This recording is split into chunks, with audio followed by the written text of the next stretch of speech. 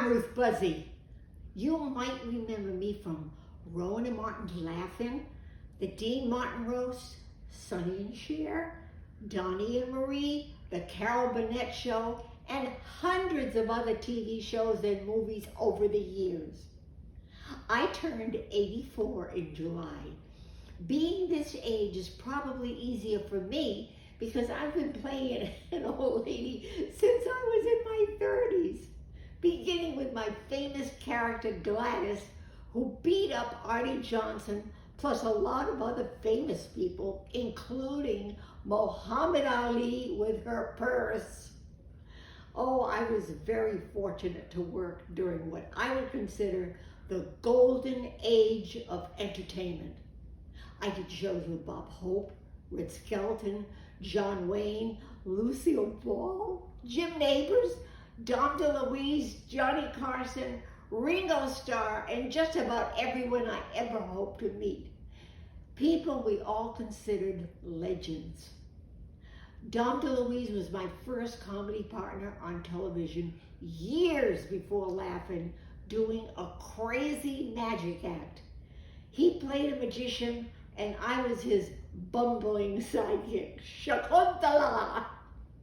After that, I was in a big Broadway musical called Sweet Charity, directed by Bob Fosse and starring his beautiful wife, Gwen Verdon. I would have been satisfied with that as the pinnacle of my career because it was so wonderful being on Broadway after performing in little clubs and working my way up. Oh. But the biggest surprise of all was when I was suddenly hired for Rowan and Martin's Laughing. I had to get out of my Broadway contract and move to Hollywood in 1967. I bought a beautiful split-level Spanish-style house on a wooded acre in the Hollywood Hills for $67,000, which was a huge amount of money for a house in 1967. Nowadays, in the Hollywood Hills, that wouldn't even remodel a bathroom. Oh dear. I love my home and my work. It was a dream job for an actress. I love going to the studio. Can you imagine working every day with Lily Tomlin, Goldie Hawn, Joanne Worley, and all the other fabulous cast members? Plus our guest stars were a true who's who. We received our scripts over the weekend and had our first read-through of the comedy material on Tuesdays.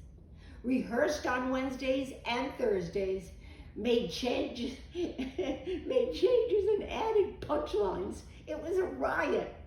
We had the absolute best writers in showbiz, and I think the greatest variety cast. Best costumes from Bob Mackie and Rhett Turner, and the absolute best producer in the world, George Schlatter. I have to mention George here because if he ever saw this and he didn't get mentioned, he'd die of a heart attack on the spot. Hi, Joss. Love you. We taped our shows before live audiences every Friday. They were edited and on the air in NBC's Living Color the following Monday night. We had the #1 show in our time slot for the whole 5.5 years. During that show and afterwards, I guest starred on TV specials with everyone from Glenn Campbell, Jerry Lee Lewis, the Monkees, Jonathan Winters, and the Beach Boys to the Bee Gees, Dean Martin, Sammy Davis, Frank Sinatra, Anne Murray, and also I performed more than 24 motion pictures. Those specials were so much fun to do. Many of them are still out there on YouTube. My career spanned more than 50 years and gave me 5 Emmy nominations and a permanent place in the Hollywood Television Hall of Fame, and got me a Golden Globe Award in 1972 for Best Supporting Actress on Television. But more important are the tremendous memories I have from working with and knowing the greatest people in show business. Jim Neighbors and I did a TV show for children called The Lost Saucer for a couple of years, and we became lifelong friends, just like sister and brother. Dom DeLuise, his wife and children were also just like my family. Oh, and I miss both Jim and Dom very, very much. Lucia Ball took me under her wing. She gave me great advice as a young entertainer and asked me to guest star on her show several times. She also took me on a ski trip with her family and made me feel like I was among her best friends. In the mid-70s, I was going through a divorce, and just before the first Christmas, when I would have been home all alone, Frank Sinatra called me and said he wanted me to spend the Christmas weekend with him and his family in Palm Springs. We had a wonderful Christmas, and I'll never forget that. I was so blessed to have also known Dean Martin. I worked with him quite a bit over the years. Dean treated me like a little sister. I loved doing his TV specials. The Dean Martin Music and the Comedy Hour and the Dean Martin Celebrity Roast from Las Vegas. Dean never came to the rehearsals at all. He wanted to see the material when it was brand new to him for the very first time, when he was actually on stage performing. This required him to read cue cards.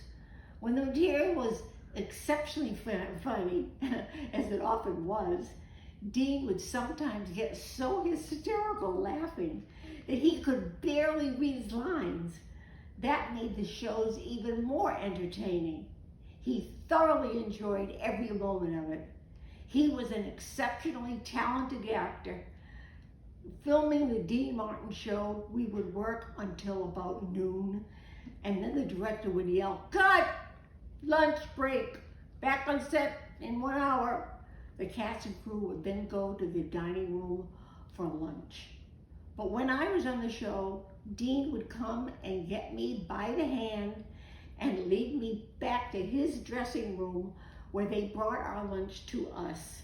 And we would just sit in his room and talk and have our lunches together. He wanted to hear all about how my life was going, who I had worked with recently, and what we did.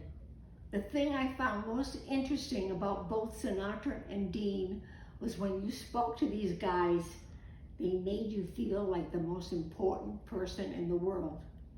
Maybe it's one of the secrets that made their careers climb straight to the top.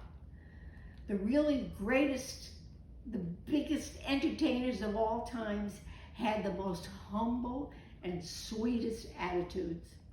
That was also true of John Wayne, who loved working on a comedy show. Whenever he was near our studio in Burbank, he would find time to drop by and just walk onto the set. He would just sit in the audience and enjoy the taping of our shows.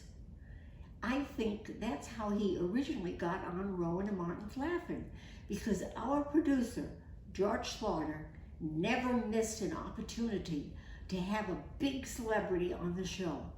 I loved him so much, it was hard to beat him with my purse. But I did it, and he loved it. A few years ago, I finally retired from show business. My husband sold his business in Los Angeles, and we moved to Texas. My husband and I live about an hour southwest of Fort Worth on a section of land with houses, cows, dogs, cats, and lots of beautiful wildlife that we feed but don't hunt. I'm grateful for all the opportunities I've had and very, very glad to still be enjoying life. Lots of love to you from me, NBC's geriatric sex symbol, Ruth Buzzi.